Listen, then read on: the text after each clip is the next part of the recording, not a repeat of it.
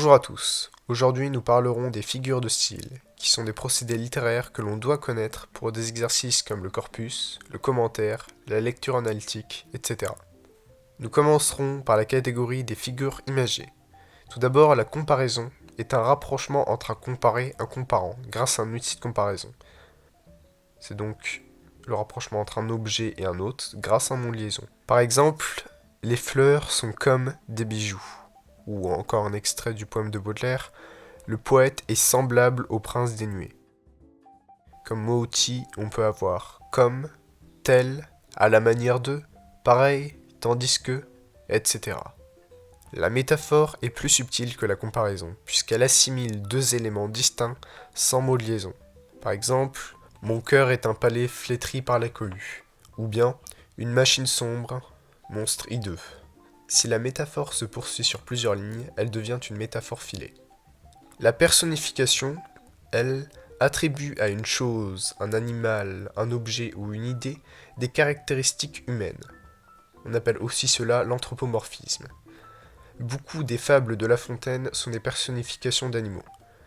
Comme exemple concret de personnification, on peut dire « La vague, en chuchotant, glisse dans ton sommeil ». L'allégorie, elle, associe une idée abstraite à une forme concrète et symbolique. Par exemple, le sablier est l'allégorie du temps, et la balance est l'allégorie de la justice. Passons maintenant aux figures de substitution. Tout d'abord, la métonymie désigne une chose par une de ses particularités, c'est donc une relation d'appartenance. Exemple, lire un Zola pour lire un roman de Zola, ou désigner par exemple le contenu par le contenant. Par exemple, boire un verre pour dire boire le contenu d'un verre.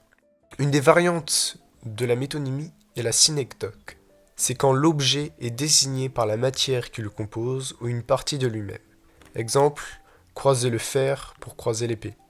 Ou mon bras qui tant de fois a sauvé cet empire pour dire moi qui tant de fois ai sauvé cet empire. La périphrase désigne un mot par un groupe de mots le définissant. Exemple, l'astre solitaire monta peu à peu, pour désigner la lune. Ou encore, cette géante de métal, pour parler de la tour Eiffel. Enfin, l'antiphrase signifie le contraire de son sens premier. C'est donc un sous-entendu, implicite.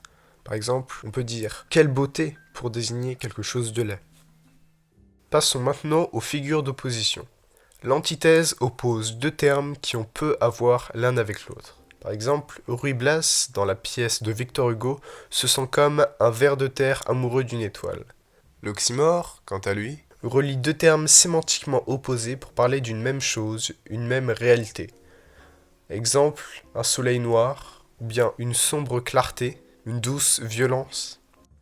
Le chiasme consiste à reprendre dans une seconde partie d'une expression les termes ou synonymes de la première, mais à l'envers.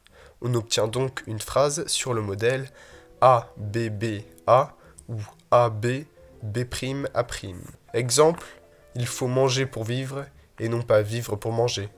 Ou bien un roi chantait en bas, en haut mourait un dieu.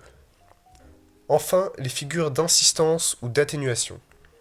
L'anaphore est la répétition d'un mot en début de proposition, de phrase ou de vers. Exemple, jour de lenteur, jour de pluie, jour de miroir brisé et d'aiguilles perdues. Le parallélisme reproduit une même structure syntaxique, une même construction de phrase. Je ne sais où je vais, je ne sais où je suis. Ou bien, un noble, s'il vit chez lui dans sa province, il vit libre mais sans appui.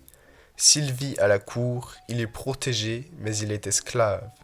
La gradation, similaire à l'accumulation, est soit ascendante, soit descendante, selon si la force des termes accumulés est croissante ou décroissante. Exemple, je suis perdu, je suis mort, je suis assassiné. C'est une gradation ascendante. L'hyperbole amplifie la réalité dans un but soit comique, soit dramatique. Exemple, verser un torrent de larmes, mourir de rire, ou encore mort de peur. L'euphémisme atténue par la formulation de la phrase un propos qui peut être choquant ou blessant. Exemple, ça y est, elle dort, pour exprimer le décès d'une personne. La litote, quant à elle, atténue aussi l'idée, mais sous-entend plus qu'elle ne dit explicitement. On peut citer la très célèbre réplique de la pièce de Corneille « Va, je ne te hais point » ou encore « Il n'est pas laid » pour dire de quelqu'un qu'il est beau. Bon, nous avons parlé ici des principales figures de style, celles qui sont primordiales, nécessaires. Dans une prochaine vidéo, nous aborderons les figures plus complexes, approfondies ou moins connues. Merci d'avoir regardé cette vidéo. Si elle vous a plu, vous pouvez nous le signifier par un pouce bleu, ça fait toujours plaisir. N'hésitez pas à vous abonner pour être au courant de nos dernières vidéos éducation, création ou autres. Et pour se quitter sur une citation littéraire, comme l'a écrit Bernard Werber, l'important n'est pas de convaincre, mais de donner à réfléchir.